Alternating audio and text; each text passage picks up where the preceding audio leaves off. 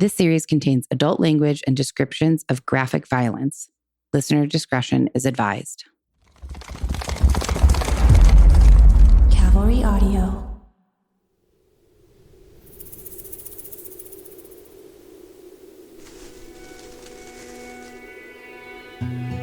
Welcome back to Death by Southwest. I'm your host, Margot Carmichael, and I'm here with my sister and additional host, Jenna Schneider. And today we have a shocking murder story for you that puts a deadly spin on the age-old saying, blood is thicker than water. It's a murder filled with passion and scandal that raises the question, how far would you go for love? This is the murder of Gloria Marmolejo, a 50-year-old mother of two who was brutally murdered in El Paso, Texas in July of 2009. Before we immerse ourselves in the tragedy of Gloria's barbaric murder, let's talk a little bit about El Paso. Have you ever been to El Paso? I don't think so. If you could describe where El Paso is, what would you say? Texas. Yes. Where else? Like more specifically? A part of me wants to say very central Texas, and a part of me wants to say South Central. Ooh, okay. I like it. I feel like I test your map skills a lot on here. You do. And are both those wrong? Yes. Cool. Shocking. So this is how I know El Paso. I have stayed there for one night in a La Quinta, but El Paso is, the most direct way from Atlanta, where I lived for a while, to Tucson. You travel through El Paso. I remember saying to Dad, I'm a little bit nervous because El Paso is On the border. On the border. Says the girl who lives pretty much on the border. Right. You're right. We are 60 miles north of the border. What are they, 4? Yep. 4? No, they're not even 4. So where this murder took place today in kind of central El Paso is 12 minutes from the border, 12 miles. But El Paso literally, it's bordered by the Rio Grande, which is the border between the U.S. and Juarez in Mexico. And so I remember that I was leaving Mom and Dad's house and driving back to Atlanta. And I was like, I'm going to go this way, but I got to go through El Paso. And I'm probably going to have to stay there for a night because I left later in the day. And El Paso from Tucson is 4.5 hours. Mm-hmm. I had Izzy, my dog, with me. So I was like, I'm going to stay in El Paso for the night. And I was like, I'm nervous because I have heard horror stories about Juarez. Sure, as is with most Mexican border towns. Right. And also, I think, what are the El Pasans? Sorry if that's not what you call them. El Pasoans. El Pasoans thinking, because maybe they have a lot of pride about El Paso. Also, El Paso, what is it, the 6th largest city in Texas? I don't know it's the 2nd largest city in the Southwest. Oh. Behind Phoenix. Wow. Yeah. With about 680,000 residents. So I was nervous because Juarez, I just remember this. I remember driving down the freeway and I'm here and I'm in El Paso, and here bordering the freeway is a flimsy little chain link fence. And on the other side is Juarez. So I can see it. I could throw a baseball there. I could spit basically into Juarez while I'm driving on the freeway in El Paso, which for whatever reason I just heard, it's a very crime-ridden, violent place. And it is. It's known for being incredibly unsafe. And for a while they were trying to kind of clean it up, and the goal of making it more safe. But in 2021, it was voted one of the 10 most violent cities in the world. Much of the violence in the city is due to wars between the drug cartels, primarily the Juarez, Jalisco, and Sinaloa cartels. Just last year in 2021, the city recorded 123 killings in August, 111 in July, and bringing the year-to-date total to 717 murders, which is a lot compared to other states. And I wish I had what other states' numbers were in the U.S., but it's less than that. When you say states, though, Juarez, it's a state in Mexico. It's a city in the state of Chihuahua, Mexico. Right. Okay. Yeah. So you just said something about compared to the other states in the U.S. I should have said cities. Yeah, because compared to the killings in Tucson in 95 or 96, which was one of the most deadly years in Tucson, there was like 100 and something murders. If it's listed as one of the most 10 violent I've heard cities in the world, then I'm guessing it's, significantly more than Tijuana or Nogales. Yeah, exactly. It is weird to me that El Paso was named one of the 10 safest cities in the United States. One of the scariest and also most confusing parts to me is how this relates to El Paso. And I found it best explained in a statement by U.S. Rep. Tony Gonzalez, who said, "What happens in wars certainly impacts El Paso. It's as if we are one city in two countries." So it's confusing to me because, like I said, El Paso is one of the top 10 safest cities in the U.S., but this guy is saying El Paso and Juarez are essentially one city, and Juarez is one of the 10 most unsafe cities in the world. What's your theory?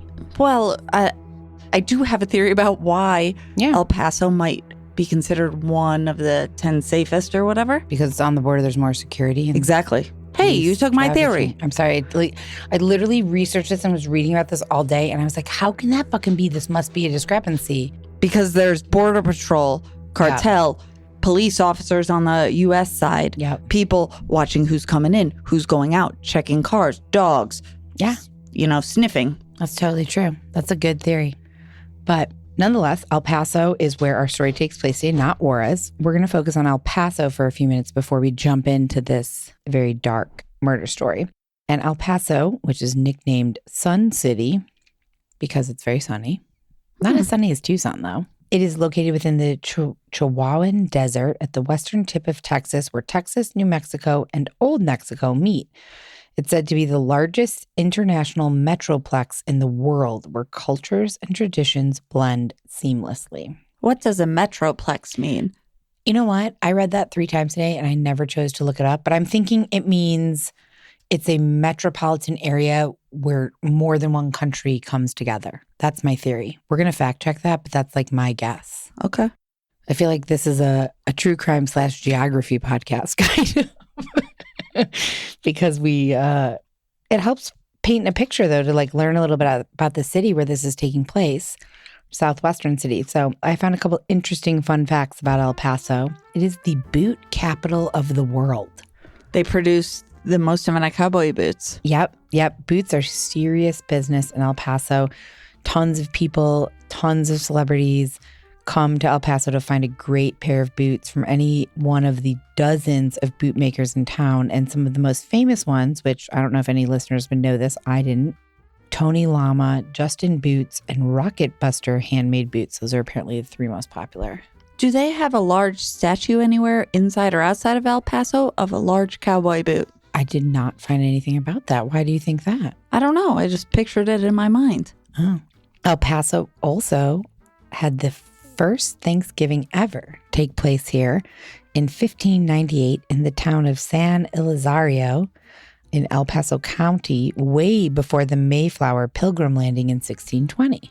So what was their Thanksgiving about? Because I was about to say, this might be controversial because Thanksgiving, the Mayflower, the indigenous Americans, and Christopher Columbus, terrible person. Yeah. It obviously had nothing to do with the Mayflower or the Pilgrims. And Thanksgiving, I'm going to probably have to cut this.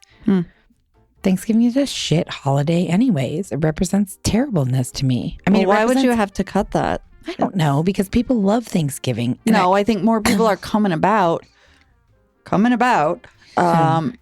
into, yes, this was native land that we killed and pillaged for, so that's not great. So now I think, at least in my mind, Thanksgiving is shifting into about like being with friends and family and grateful. And let's give thanks and not honor the way that we acquired this land. Yeah, for sure.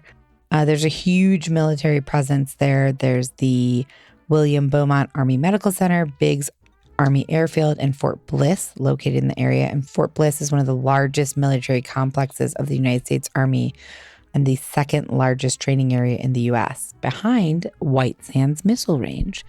You love White Sands.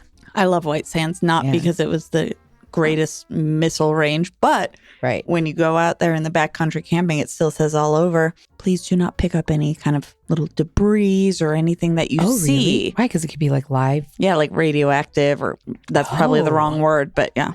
Yeah, I remember seeing the pictures when you guys went and camped at White Sands. It looked like just fucking gorgeous. One of the coolest places I've ever been. You couldn't even picture it in your brain. We'll have to post a picture of it because I couldn't even describe it in words.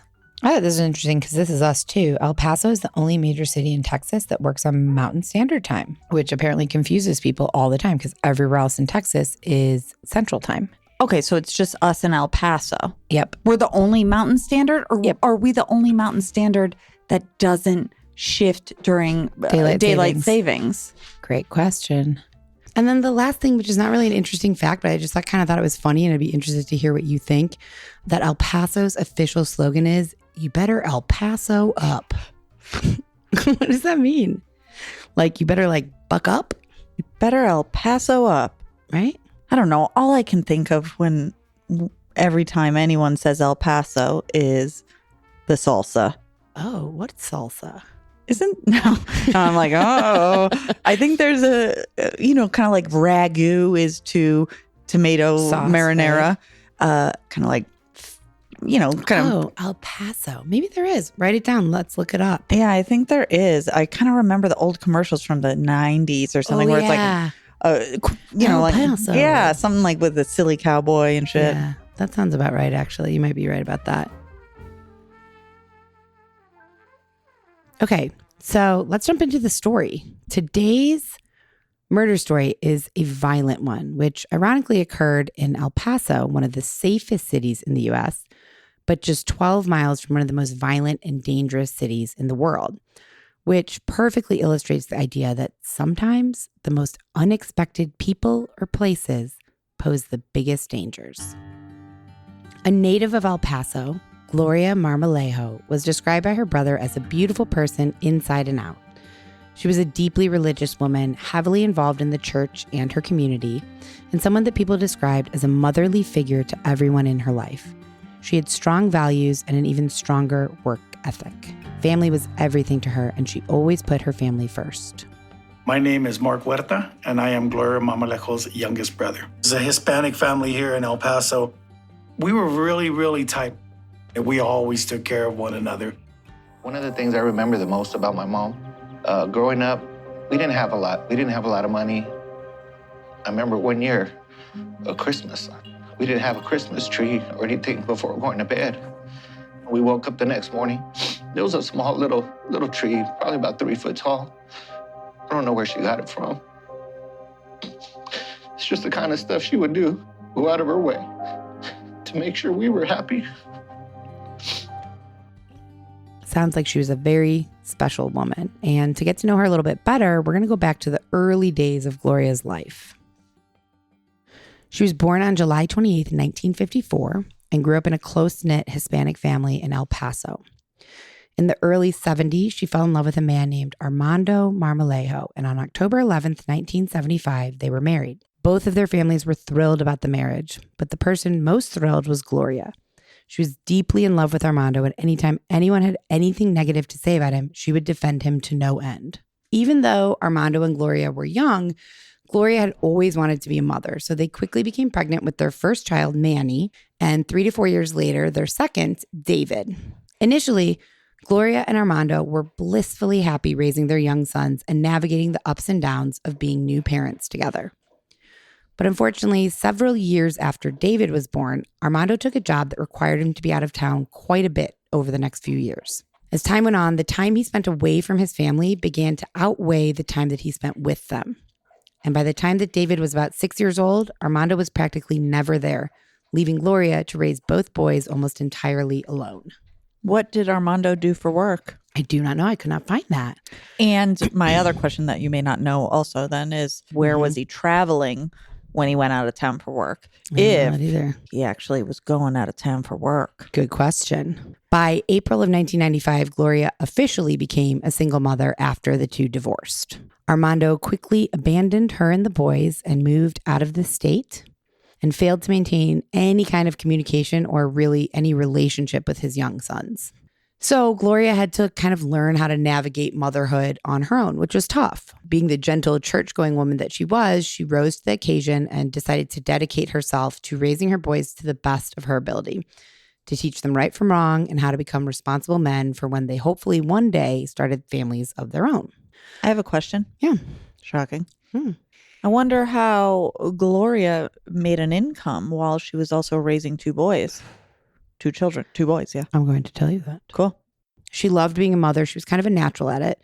In a later interview after her death, Manny, her eldest son, described her as being his best friend growing up, being incredibly strong. And he said, she was basically my mother and father.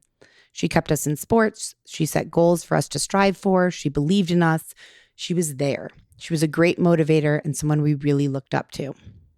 Ask anyone in the family and they would all say the same thing.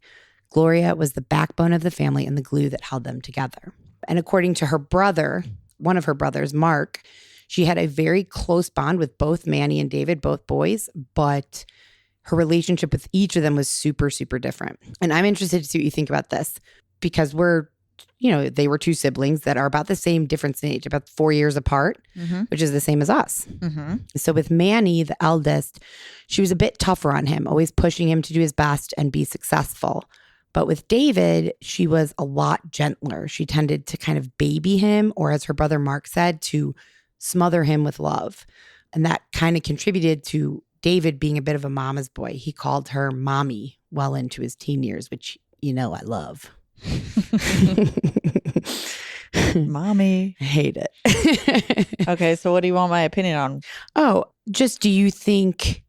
Well, I guess I know the answer. I don't even need to ask. You kind of gave the answer of what I think you're going to ask of like what one son turned out more soft, it sounds, and more mama boy-y. Right. I was just going to say, like, do you think that mom had a different relationship with you than me and dad had a different relationship with you than me, which like, duh. Yeah.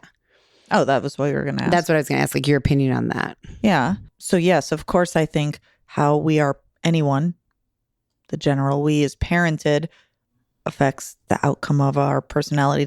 It's like the nature. But I also think it's just like the genetic composition of someone as well plays a part. But yes. Sure. Yes. But I think it's interesting that a parent can have such a different like dad's relationship to you is super different than his relationship to me. Because we're two different humans with two different personalities, two different experiences, put them through two different things, two different wonderfulnesses and awfulnesses and all the things. Yeah, that's true. And the nature part is we come from the same two parents, but I think some attributes of dad are more in me, some of mom are more. And so, yeah. Yeah, that's true. I think the listeners are like, we get it. Yeah, they're like, no shit. This is very obvious. Yeah, that's my fault.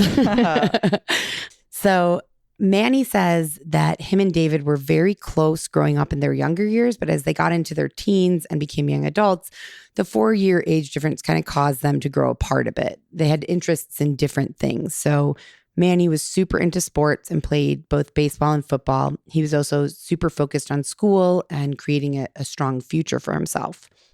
David, on the other hand, while he was described as a good kid, his uncle said he was good with his hands and like helped him build stuff, but he was way less focused on school or sports and way more focused on women. He's the younger one, 4 year younger. Mm-hmm. He got really into working out. He was a naturally attractive dude, but in high school he started working out a lot. He got really fit. He was also pretty charming and became very popular with the ladies and had lots of girlfriends. Do you have a picture of David? I do actually have a picture. You don't have to show me right now. I'm just wondering. I do, at some point. He was, as a teenager, he was super cute, like a good-looking kid. Yes, I will show you his picture and we will post some pictures. What would you imagine him to look like? I have no idea. I mean, you said it's a Hispanic family, so darker features. Yeah, darker features. But that could look a lot of different ways. A lot of different ways. He was popular with the ladies. He had lots of girlfriends throughout his teen years, but according to Gloria's brother, so his uncle, he was never really faithful to anyone because he thought so highly of himself. He thought he could and should have whoever he wanted. And what he wanted was lots of different girlfriends. Some people said that he was in a relationship with this girl, Laura, that he met in middle school for his whole life until the part that I'm about to get to. But what his uncle said is that like he was never faithful to her. Like he dated her, but he was dating other people as well. He liked both. He wanted a partner, a long-term relationship. He wanted to be, have a significant other, whatever. Yep. And also wanted to be able to fuck around. Yep. Yeah. So when he was just 17 years old, this woman, one of the women that he was dating, supposedly, according to some people since middle school, Laura Salas, she was 15 at the time and she became pregnant. And it was at this point that David kind of instantly decided to clean up his womanizing ways. And he dropped out of school, got a job, and decided to make it official and marry Laura. So they kept the baby. I'm sorry, I have to say something. They kept the baby. It's shocking, right? She kept the baby. Yeah, it's true. It is shocking because if I was 15, but I assume, at least maybe not her, but David is Catholic. Yes. So even though this wasn't necessarily the life that Gloria had kind of pictured for David, she was happy for him and even welcomed him, Laura, and their new baby to live with her. And as their small family grew, which it did, they eventually had 4 kids together. Not right away, but not too long after. Over years, they had 4 kids together. And Gloria really kind of helped raise his children. She was a big part of their lives. They lived with her. I couldn't see how long they lived with her. They lived with her for a long time. So several years later, David got an opportunity in Phoenix. They're living in El Paso. Several years later from what? The birth of their first child? Yeah. Okay. Yeah. I think at this point they had 3 kids, I want to say. Okay. So David got an opportunity in Phoenix, Arizona for a construction job that was going to offer him a lot more money than what he was doing. I don't know what he was currently doing in El Paso. I want to say it was something in construction, but this was a higher paying job. And knowing that his older brother, Manny, at this point, and his estranged dad, Armando, were both living in Phoenix. Oh.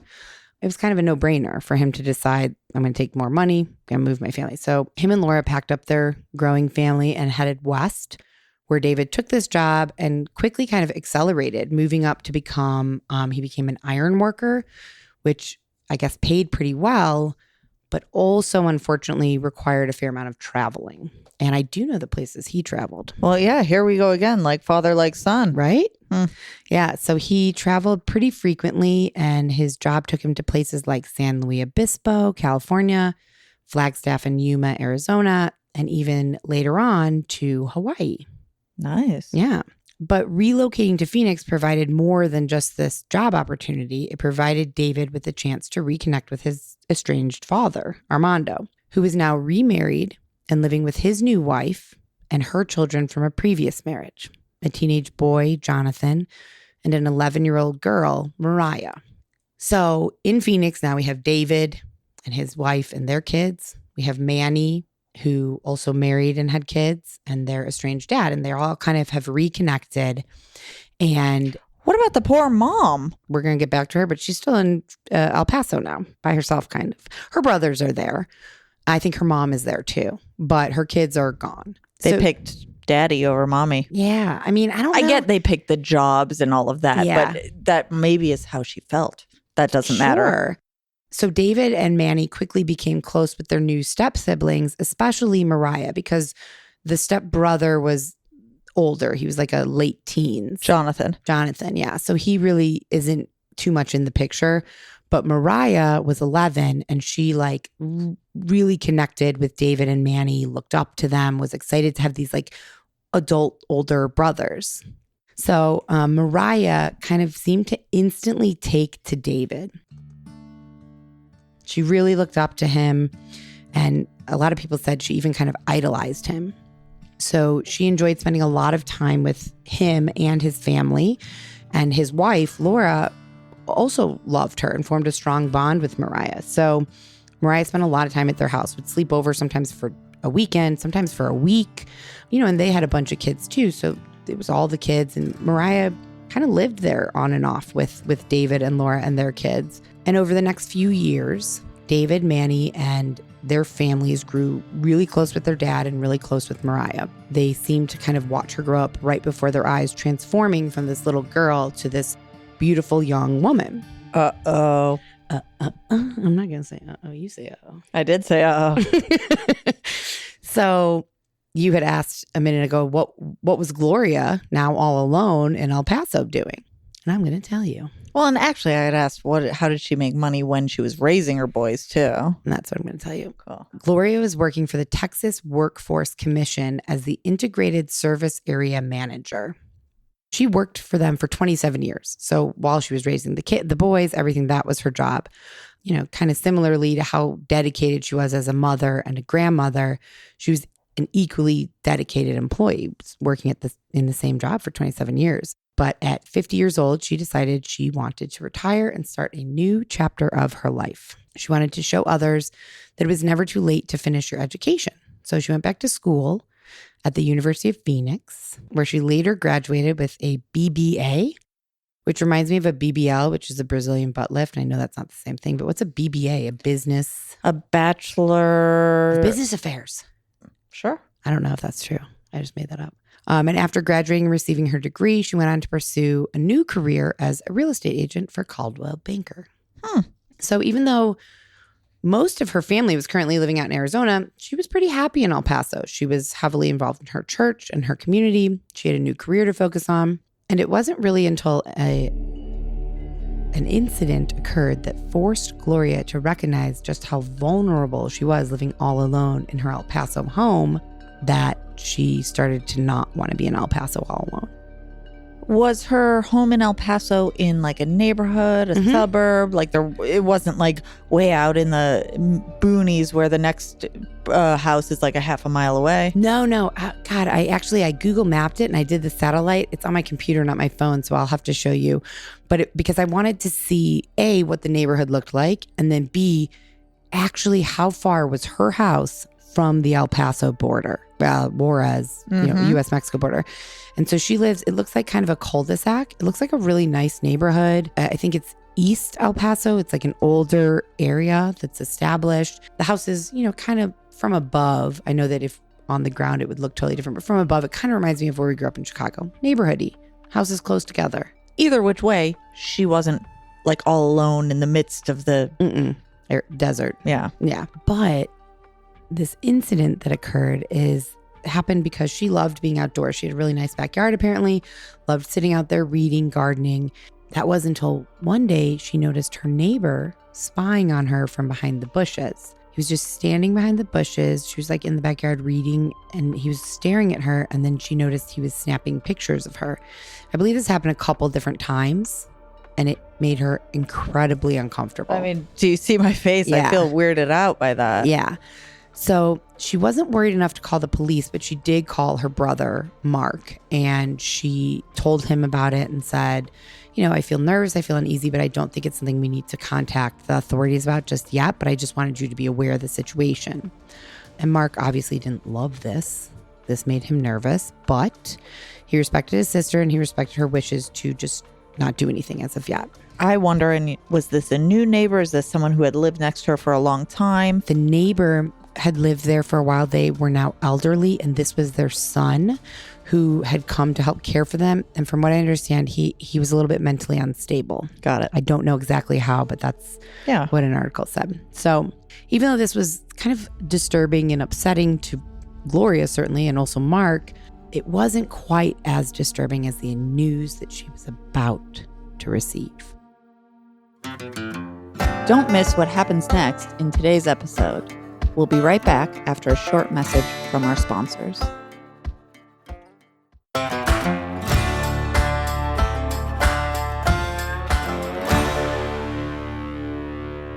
This stalking incident quickly became like an afterthought. It paled in comparison. That's a good one. I like that phrase. I just stopped myself from repeating you because I repeat what you say all the time, but that's maybe just because it's so well said. So profound. So profound. Mom told me once, or probably multiple times, that when I was little, I used to follow you around the house and mimic everything you said. Good thing that stopped early. Well, the roles have reversed now, haven't they? Mm-hmm. So in March of 2006, David was arrested on suspicion of viciously raping and robbing 4 women, all known prostitutes from Van Buren Street in Phoenix. Whoa. I mean, Van Buren, I mean, anyone who lives or has I've been to never heard of Phoenix. that. Oh gosh, I've driven on that. It's like a main street. Oh, really? Yeah. Is it a main street known for prostitutes? I don't think so, no. I mean, I don't know that much about Phoenix, but this past year when I've had to go up there a lot for work, yeah, Van Buren, it's right there. Oh. Okay, but David is the one with 4 children married to Laura. Yep. He raped? He was arrested on suspicion of viciously raping and robbing 4 prostitutes. Yeah. And although he initially denied the allegations, as more evidence was uncovered, his story began to kind of falter and change. He ended up telling police that he had picked up about 10 prostitutes in recent times in Phoenix. And then he quickly upped that number to 11, but he denied ever raping or robbing them. He did admit that he would sometimes shortchange the prostitutes, and if he picked up a woman who was drunk or high, he would toss a rolled up $1 or $10 bill at them after sex and then drive away. Yeah, Sounds like a real gem, huh? Yeah, really terrible. So according to police, one of these women, a 22-year-old woman, reported that David pointed a gun at her and said, "You're going to do what I want you to do or I'll fucking shoot you." He allegedly then raped her, struck her in the face with a gun, and stole $150 from her. So I don't know if that was a prostitute or sex worker or if that was just a random girl that he encountered. I'm not quite sure. Ultimately, he was arrested for investigation of 4 counts of kidnapping, 4 counts of armed robbery, and 10 counts of sexual assault. According to Officer Luis Samudio, a Phoenix police spokesperson, there were 10 sexual assault charges because each woman was raped in a different way. But weren't there only 4 women? I mean, more came out. I think that was okay. initially. And then because he said he picked up about 10 prostitutes. Initially, he was arrested on suspicion of raping and robbing 4 women. The story kind of unfolded further and further. So ultimately, this case against David was dismissed because the women who initially accused him suddenly were nowhere to be found, and none of them came forward during the prosecution process, which meant that David ultimately walked away scot-free. But, of course, his wife, I've been thinking about her. yeah, found out about this and was actually not convinced of his innocence. She did not think, she thought that he was guilty, that he had done these things. Well, wouldn't you? Of course. I mean, Of course. It's not just like they pick a person off the street and are like, oh, Obviously, yeah. So no surprise, but it led to their eventual separation. Okay. Also around this time, David was offered a job in Hawaii, which he took. And Laura was, she was already obviously fed up with David per the recent allegations and everything. And so she decided to pack up the kids and move back to El Paso, and David moved to Hawaii. Well, it seems like the perfect time. I mean, if they were already separating. I don't think they were separated, but they were not doing well. How could you be? Right. So now David is living in Hawaii, estranged from his wife and kids. So being the kind of perpetual ladies' man that we know him to be, he met a woman. Well, that sounds so bad after all of those allegations. Honestly, you're right. You gave me a look like, whoa. And maybe he was prior to the. I mean, maybe I was thinking is. back like towards high school when I was describing his high school self. He can be both. Like he has been a ladies' man and then like a real sexual offender predator. Yeah. Either way, he met a woman named Adrian and they began dating, and she quickly became pregnant. Wow, he is fertile. Is that what you call men? I know women are called fertile. I was thinking virile, but that's right. Is it? Yeah, you're right. That's right. You're right. When David's wife, Laura, because they're still married, found out about this new girlfriend and pregnancy, she immediately went to Gloria, David's mother, and told her what was happening. And this information deeply upset Gloria, being a woman who believed and raised her boys to believe that family was more important than anything else. She was super upset about this, and she implored David to come back and try to reconcile with his wife. But much to her dismay, her wishes fell on deaf ears. And by 2007, David and Laura were officially separated, which legally separated. I think probably. legally is, yeah, that's right. Yeah. And he showed no signs of leaving his new life in Hawaii with his girlfriend and newborn. But at this point, just about everyone in David's family was pretty upset with him because from what I understand, they really liked Laura, obviously loved the kids. They were a close family. So they were angry with him and disappointed that he kind of just ditched out on his wife and children. Well, and also maybe they were let down and disappointed that he allegedly, even though he wasn't convicted, raped all these women. Yeah, that's a very good point. That factored in a little teeny tiny bit. Yes. So he essentially had no communication with anyone from his immediate or extended family during this time, except for one person. Who do you think that might be? His stepsister? Mm-hmm.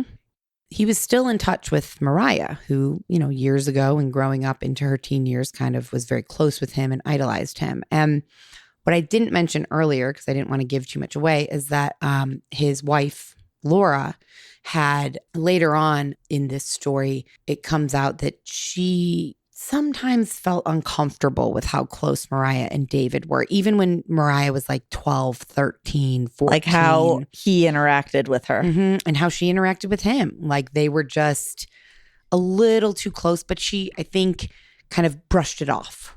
Like, I'm just imagining it. It's fine. They just, they're siblings. They love each other, not blood siblings. So unbeknownst to any of David's other family members, Mariah and David had never lost touch. They talked frequently during his time in Hawaii. And during her summer break that year, David and his girlfriend, Adrian, invited Mariah out to visit and stay with them over the summer in Hawaii. And Mariah came out and stayed with David and his new girlfriend and baby in Hawaii. Sounds like a lovely family affair. Mm-hmm. But it wasn't. Yeah, I mean, I'm gathering that in my stomach. This is where things really took kind of an ugly turn. During Mariah's time in Hawaii, David's girlfriend, Adrian, began to notice that Mariah and David seemed a bit too friendly. She became pretty uncomfortable with the closeness between the siblings or step-siblings and started to grow suspicious that the relationship was more than just familial. She feared that the two were romantically involved, and I wish you had examples. Touching each other too much, sitting on his lap and close. Yep, constantly. Just even like I read an article that was like just the way that they looked at each other. It was uncomfortable, and those suspicions were quickly confirmed when one evening she walked in on David in his stepsister's bed and witnessed the two in a very sexual encounter. They were having sex. Yes, they were. Yes, they were. And Mariah was still a teen. 15 or 16 at this point. Yeah. So Adrian quickly reached out to Gloria, David's mother, and alerted her of what was going on. Gosh, Gloria has got her son David's now girlfriend, previous wife, all reaching out to her saying, your son. Yep. And Gloria, she was repulsed by the mere suggestion that there could be a sexual relationship between her son and his stepsister. So Gloria immediately called and questioned David about his relationship with Mariah, which he, vehemently denied that there was anything inappropriate or romantic. Gloria was not convinced, and she continued over days and weeks to question David. But her accusations were kind of always denied, and David just continued to stick to the story that him and Mariah were close, but it was completely appropriate and just a brother-sister relationship. He seems like a pretty well-versed denier. Mm-hmm. But once again, something happened that kind of pushed these allegations of an illicit affair with his stepsister to the back burner. David was involved in a pretty bad accident. Later that summer, after Mariah was gone, David was in a serious motorcycle accident while he was riding up a twisty mountain road in Hawaii, and this crash resulted in him losing his leg. I saw two things. One said that waiting for paramedics to arrive, there was an improperly applied tourniquet, which caused him to lose his leg. And then another account said that the way that he fell, the motorcycle fell on his leg and was like severing his tendons, and there was nothing to do but cut his leg off. So he lost his leg. And even though Gloria still had, some concerns about David and Mariah and was upset about this, the second she found out about the accident, she put her feelings aside and flew out to Hawaii that night to be by his side. That took precedence. Yeah. She stayed with him in Hawaii throughout his entire recovery. And David later recalled how much she was there for him, saying, quote, "My mother stayed with me in the hospital. She wouldn't leave me. She stayed there with me. She held my hand. She said everything was going to be okay and made me feel so much better." I have a question kind of that's popping back a little bit. Sure. Did his new girlfriend and mother of his new infant or new child stay with him? No.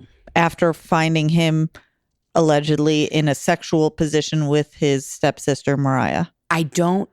So what I couldn't find is like, did she see that and then immediately move out?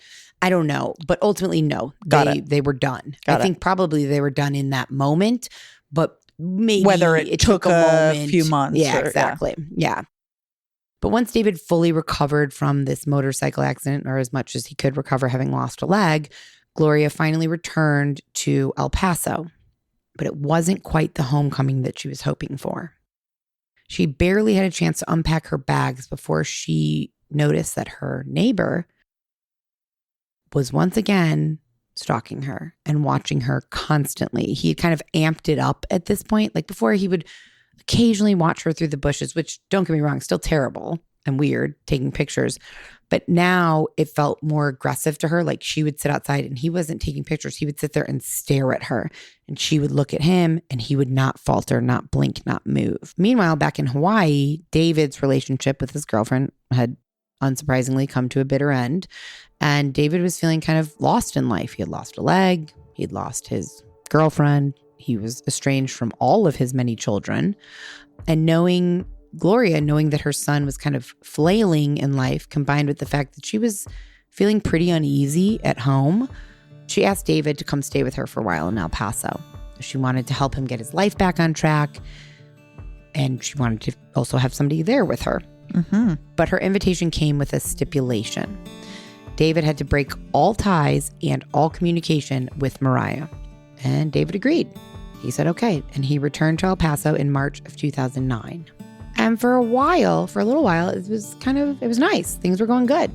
Mother and son, they were getting along, enjoying each other's company. Gloria felt safe in her own home. David felt like he had a purpose. He was kind of helping out around the house, repairs, maintenance, cooking, whatnot. It was good. As far as Gloria could tell, David was holding up his end of the bargain as far as keeping his distance from his stepsister. And even though things were going really well for Gloria and David, Manny, the older son, wanted his mom to come spend more time with her grandkids and urged her to come live with him and his family in Arizona for a while, for several months, kind of indefinitely. So Gloria decided to take Manny up on his offer and move out to Phoenix kind of indefinitely. And she said, while I'm gone, she was going to allow David to stay in the house and take care of her home in El Paso.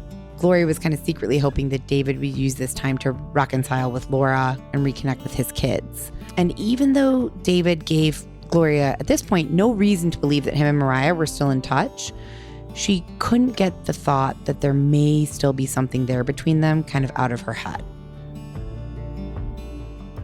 So she was planning to return to El Paso monthly to check on her house, visit with friends and family. And then she also asked her brother Mark, who lived in El Paso, to please regularly check in on David and make sure that Mariah was not around.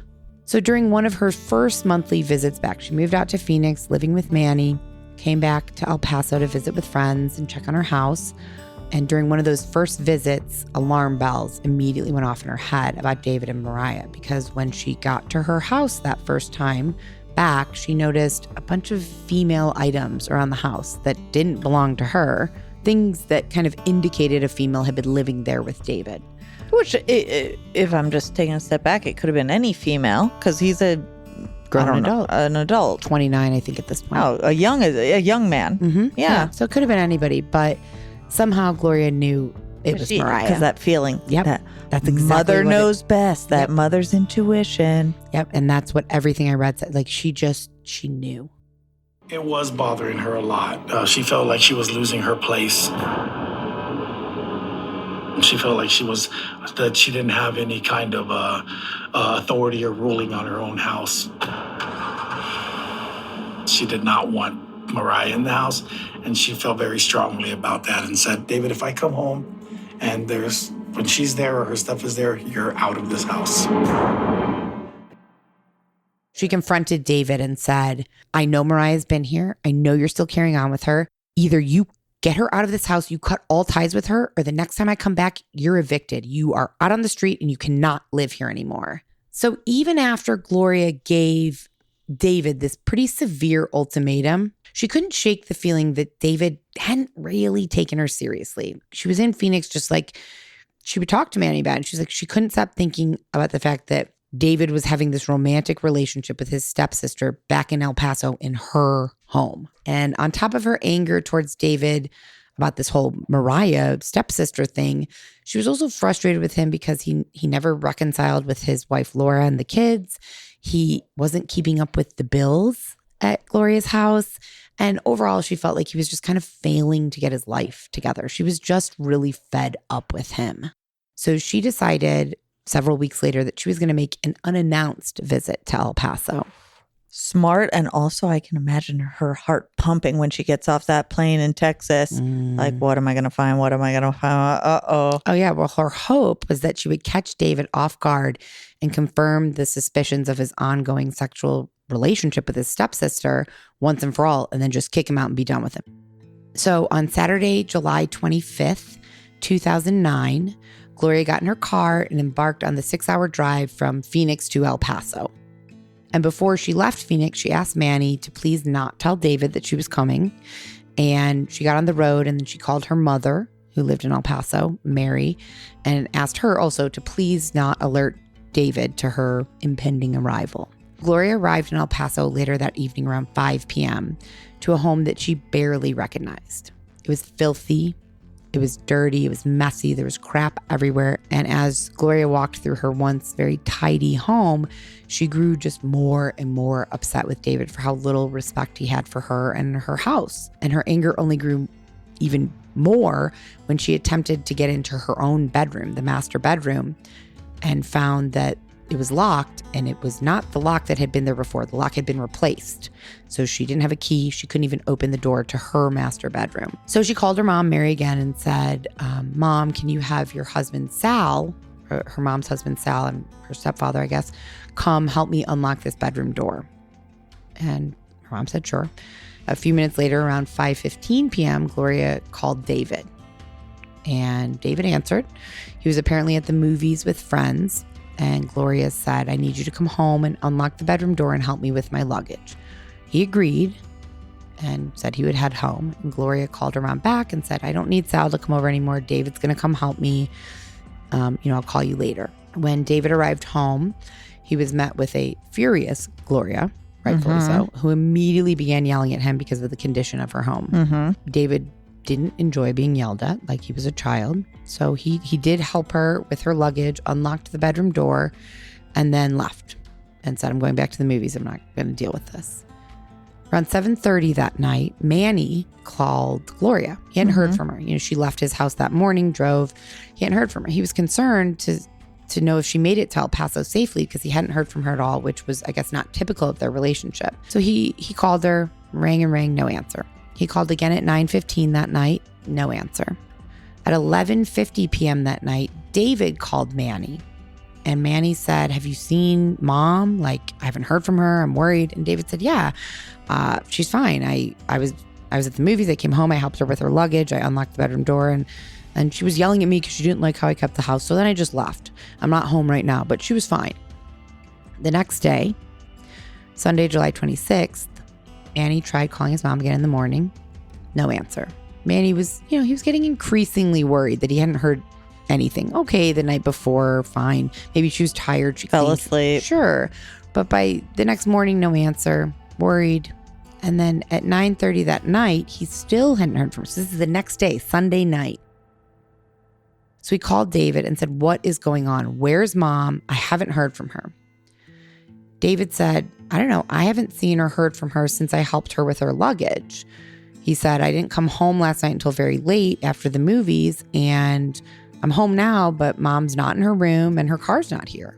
By Monday, July 27th, Manny called her again and got no response. Manny was freaking out. He had called other family members, neighbors, stuff. He couldn't find No one had heard from her. No one had heard from her. No one had seen her. So he called the El Paso Police Department and tried to file a missing persons report. But they told him he could not file the report because he was not the last person to see her. So he was like, fuck this. I'd get in my car. And that's exactly what he did. Yeah. Yep. He got in his car with his wife and they drove to El Paso. And while Manny and Jennifer, his wife, were heading to El Paso, Gloria's mother, Mary, her husband, Sal, and Gloria's other brother, Conrad, headed over to Gloria's house where David was. They went inside and sat down with David. And he said, yeah, I saw mom when she arrived Saturday evening. I opened the bedroom door, but I haven't seen her since then. So they were all talking about like, well, who had seen her last? So then, okay, fine. David, you've seen her last. You have to file the missing persons report. So he did. They all went to the police department and filed a missing persons report. Manny and his wife arrived in El Paso the next day on the 28th, so Tuesday, July 28th, which would have been Gloria's 55th birthday. And upon arriving at his mom's house, he walked through the house. He noticed that the master bedroom looked as if it had been like very recently tidied up. The bed was made. Gloria's suitcase was not unpacked. Her cosmetics bag was sitting on the bathroom counter. And I'm not sure exactly what this means, but this article said these were all things that were kind of uncharacteristic of Gloria, of her habits, which I guess maybe like, if she arrived home, why wouldn't she unpack right away? Like, it's her house. Well, and what seems weird to me is all her stuff was there, yet she wasn't fine and her car wasn't. And it wasn't just like she'd been out all day. Now it's been a night or two, right? Well, now it's Tuesday. She arrived Saturday evening. So like, it's not just like she went out to visit friends or even one night where she had too many margaritas and stayed out. Right. Her stuff's all there. Yep. So furthermore, Manny had kind of an immediate issue with David's behavior and demeanor. He seemed kind of calm. He said that David's reaction to the news that their mom was missing was not one that you would expect of someone who loves and cares about their mom and has a close relationship with, which they both did have a close relationship with her. Manny is freaking out. David is kind of like, I don't know, I haven't seen her. Like, that's it. So Manny asked David, can you take me step by step through like your last interactions with her, like times and everything? David said, look, this is the last time that she called me. He showed everyone his cell phone of getting a call from Gloria at 5:40 p.m. on Saturday. When she said, come on home, man. He actually claimed that this was the second call that she called him at 5:15. He came home real quick, helped her, and then he left. And by 5:40, he was already on his way back to the movies. Okay. And then after the movie theater, he went to a cookout at a friend's house. And then after he left the cookout, him and his date, who he hadn't named at this point, went out to a nightclub, and he didn't get home to Gloria's house until about 3 a.m. David also told Manny that he was worried that he might be considered a suspect because of a hug and a kiss that he had given Gloria, which would result in his DNA being found on her. You don't want to miss what happens next in today's murder story, so don't go anywhere. We'll be right back after a short message from our sponsors.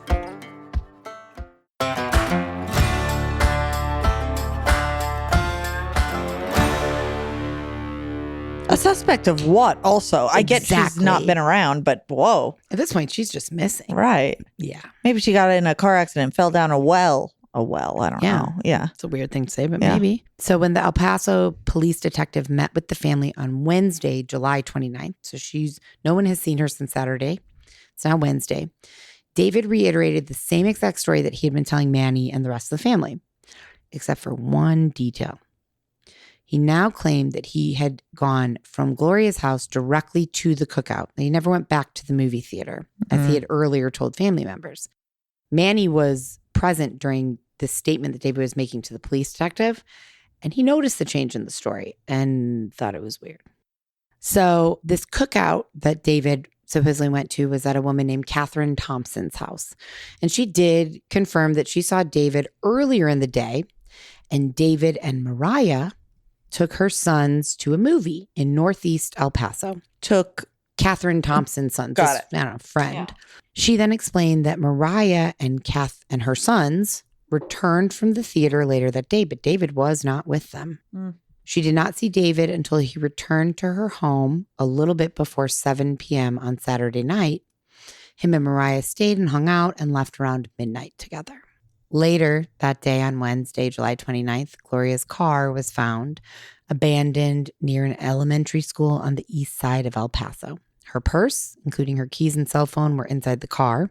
And following this discovery, a unit called the Crimes Against Persons Office of the police department became involved, and they asked all family members to come back and give official statements again.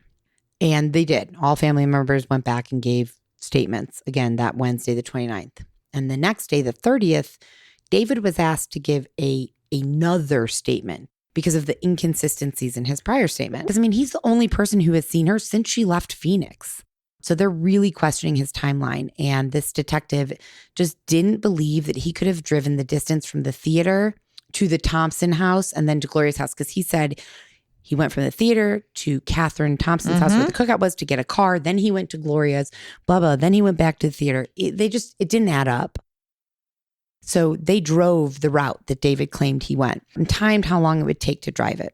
He later on testified that he even allowed for a few extra minutes and he drove a little bit over the speed limit, a little bit under the speed limit. It still took him about 31 minutes to drive the route that David said he did. So the earliest that David could have arrived at Gloria's house that Saturday night was 5:49 p.m. But if we recall, David said that he got there 5:20, something like that, 5:30, and he was already gone on his way back to the movie theater by 5:40. And so what this detective is saying is he wasn't even fucking there yet. At 5:40, when he's claiming that's the second phone call, I'd been there and left, the detective's saying he wasn't even there at 5:40. So that's her being like, where are you? So at this point, detectives are suspicious. They found her car. David's story is not adding up. So they inspect her home. They go through her home with a fine-tooth comb, and they find blood in the garage, a blood smear on a cabinet in the garage, which deemed her house officially a crime scene now. They don't know whose blood yet. They started canvassing the neighborhood, hoping that anybody would have seen something in the past few days. And Gloria's next door neighbor, Julie Serrano, said that at approximately 5:30 a.m. Sunday morning, she saw the garage door of Gloria's house open. And she saw someone who was a female and she believed to be Gloria drive Gloria's red Hyundai SUV out of the garage and down the street. But she couldn't clearly see who it was, but, she assumed it was Gloria. Right. She wasn't like honed in. Right. Yeah. But I don't know if this is another neighbor or if this is Julie's partner. I'm not sure. He has a different last name, but Rafael Vargas, another neighbor, was also outside with Julie and corroborated her story. And he added to the story. He said, the driver was not Gloria. It was a lady in her 30s maybe or younger. She just kind of had a pale white face and she looked scared. He said that he was certain the driver was a woman with blondish hair, about shoulder length. He also said that he thought he saw another person in the back of Gloria's car. So everyone's mind immediately went to the only person in their lives that would match this description. Mariah. So Gloria's family is distraught and confused and expecting the absolute worst, which on July 31st, their worst fears are confirmed. Gloria's battered and badly decomposed body was found by a woman who was walking her dog in the desert behind Santa Teresa Elementary School. Gloria was found lying face up. Her head was covered in a plastic bag and then a brown paper bag, and there were ligature marks around her neck. Her hands and her left foot were also wrapped in brown paper bags, which was confusing to me kind of. Like, why just the left? Well, why just the left and why at all? At all, yeah.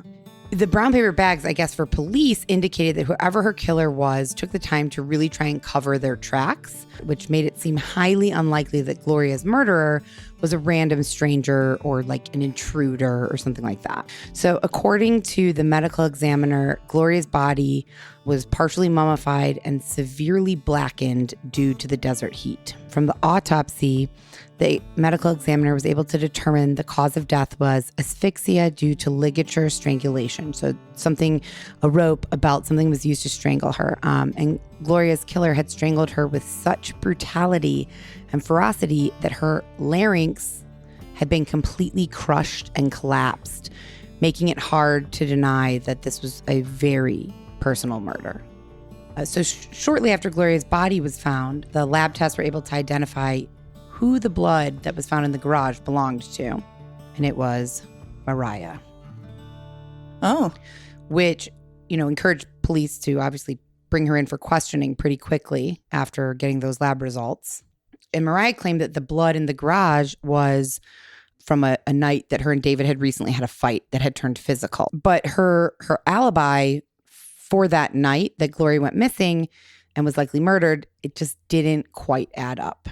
So Mariah was claiming that she was with David, which David corroborated the whole night. But cell phone records, once police subpoenaed both their cell phone records, it did not support what either of them were saying. The investigators learned that a call was made from David's cell phone around 1:37 a.m. on July 26th.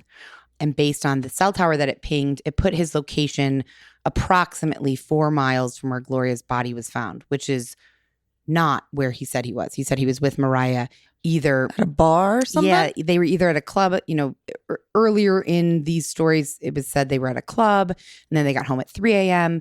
But then some of the other stories that I read or articles I read said that they went from the barbecue home to Gloria's house and they were in bed asleep. Either way, this cell phone call proves that's not true. There was no bar club within 4 miles of that cell phone tower, and neither was Gloria's home. Exactly.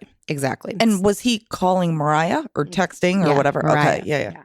That was pretty strong evidence to support that David was in the area of the dump site on the night that Gloria went missing. So beyond this, cell phone records indicate that between 5:30 a.m. and 6 a.m., later that morning on July 26th, there were multiple calls between David and Mariah, which would make no sense if they were asleep in bed together.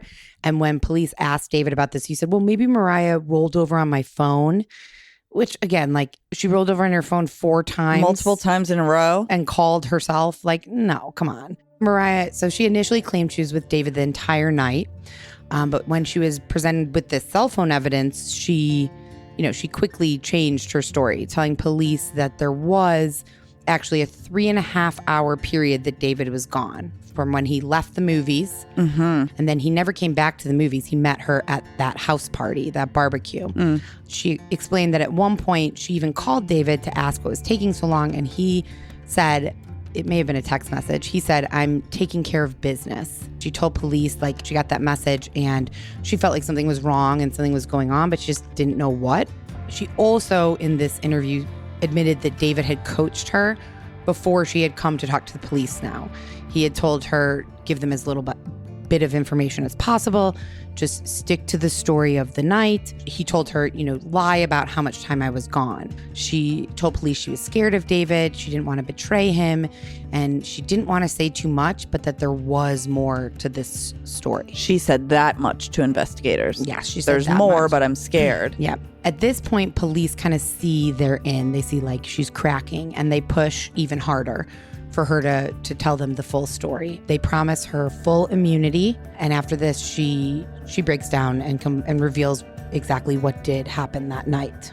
I saw something on Instagram, which again may not be true, but the 7 things that police officers can lie to you about. And one of them is, if you take this plea deal, we'll give you lesser time, lesser sentence. That's so creepy.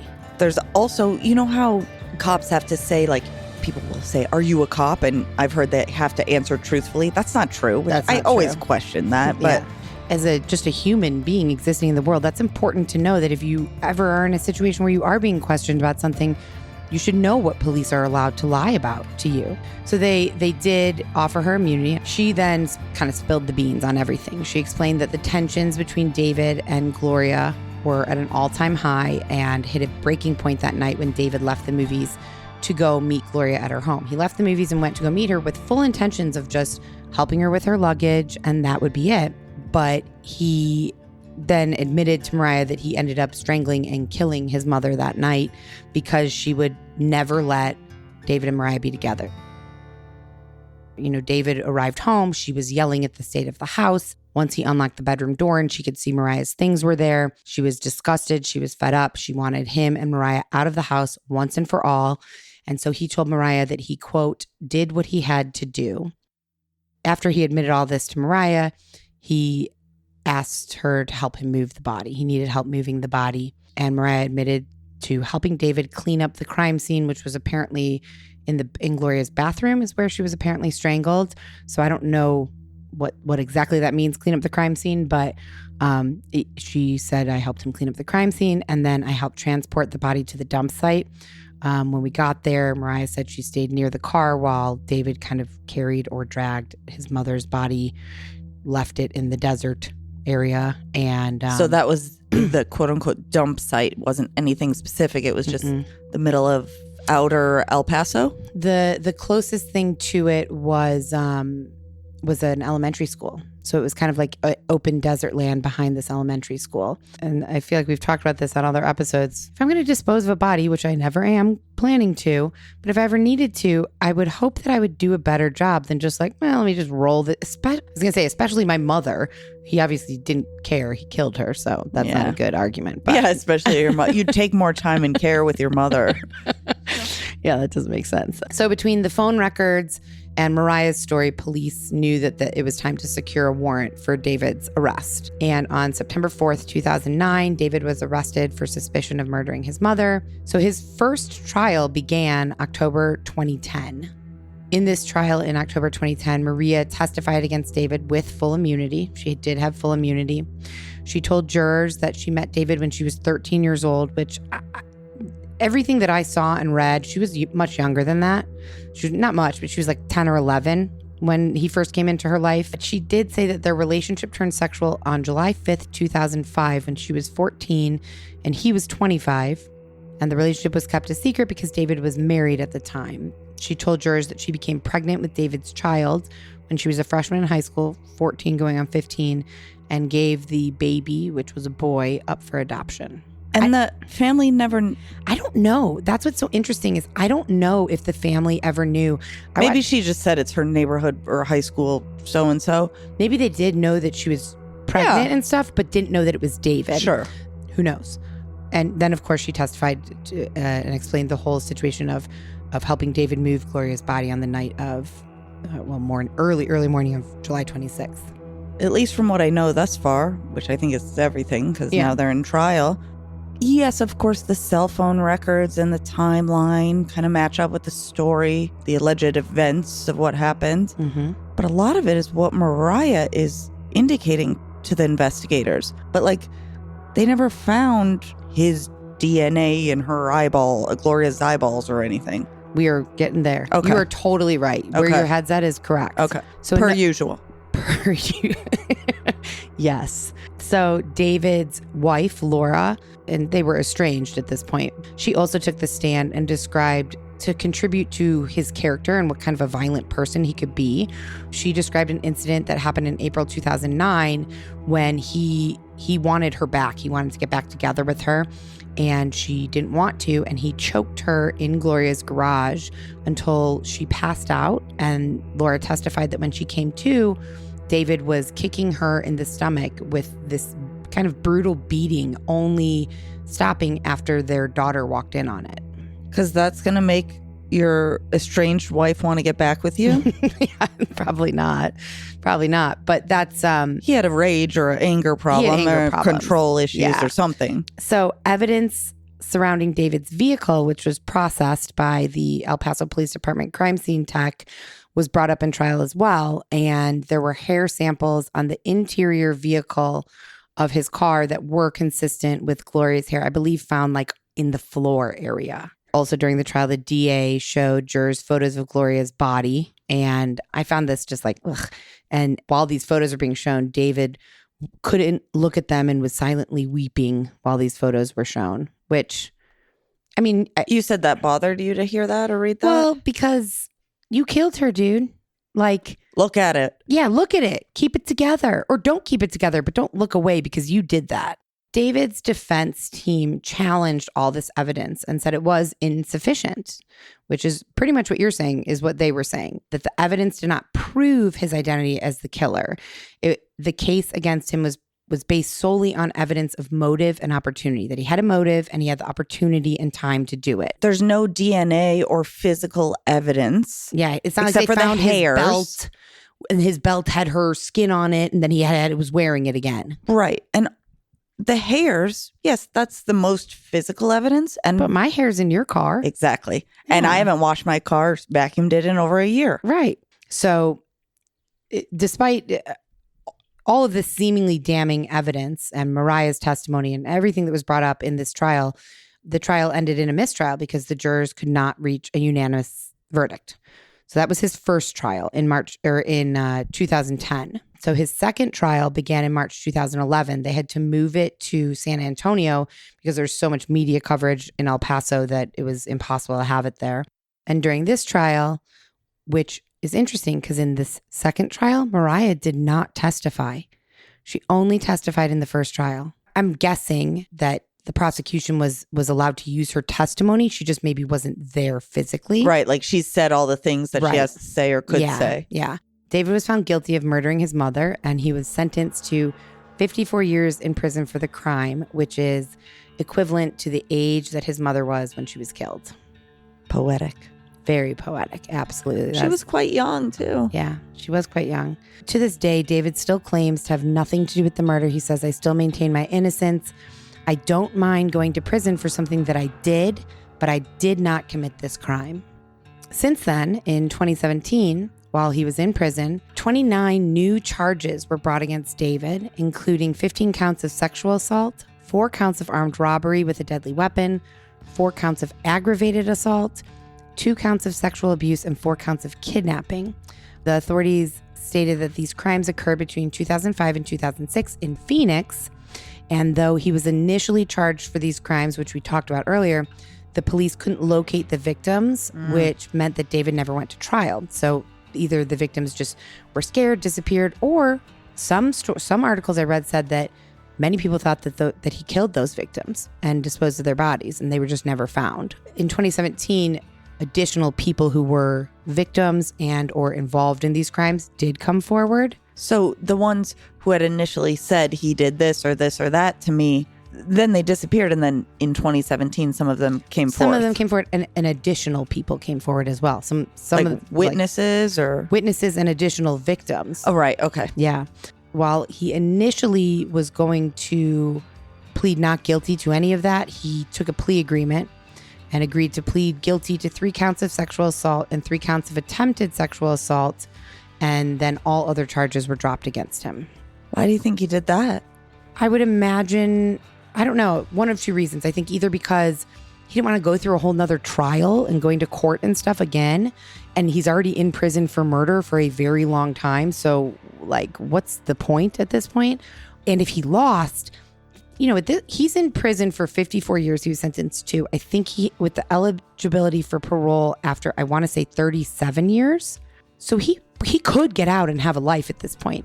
Now, if he pleads not guilty and goes to trial for 29 new charges, armed robbery with a deadly weapon, aggravated assault, sexual he's in abuse, forever. And if he gets found guilty for all that, yeah, he's never getting out. So I'm assuming he agreed to take a lesser sentence if he pleaded guilty to a lesser crime. So and then he doesn't go to trial. Right. And so, I know that he was extradited back to Arizona for these new charges. I couldn't find if he then stayed in Arizona or was then sent back to Texas. The only thing I could find was that an article that said, per prison records, he remains incarcerated at the Charles T. Terrell unit in Rocheron, Texas, and he'll be eligible for parole in 2036. 2011 to 2036 is 25 years. So he could have just, I know it's a long time, but for murder, if 2036 comes up and he gets parole, he was only in for 25 years for murder. You know what I just thought of? I wonder if there is no hard evidence. It is not like an open shut case. Maybe his DNA is under her fingernails. There is blood in his car from her. Hair is one thing, blood is another thing. So perhaps they did find him guilty, but because it is not 1,000 billion % like a lesser sentence, sentence and a sooner parole, or just a lesser sentence. Everything points to you probably did this, but we can't just throw the book at you 100%. You definitely did this, and we know it without a question. So you get a lesser sentence. That's the only thing I can think. I don't know if that's how it works, but that would make sense, kind of. Don't love it. He doesn't either if he's innocent. Yeah, I don't think he is. So yeah, that is the story of David Marmolejo and Gloria Marmolejo. And As always, our thoughts and well wishes go out to Gloria's family. Very sad. And good night and good luck. There you go. Good night and good luck. We'll see you guys next week. Adios. That's a wrap. And if you want to see pictures of the victims, the murderers, and any additional related images, head over to our Instagram right now. Our handle across all social media platforms is death, then the letter X, and then Southwest spelled out. So DEATHX SOUTHWEST. Death X Southwest. Death by Southwest is a Cavalry audio production. Hosted by Jenna Schneider and Margot Carmichael. Produced by Margot Carmichael. Associate produced by Jenna Schneider. Executive produced by Dana Brunetti and Keegan Rosenberger. Audio editing and sound design by Revision Sound. Music by Soundstripe. And a special thanks to Edward R. Murrow for letting us borrow his famous sign-off phrase, good night and good luck.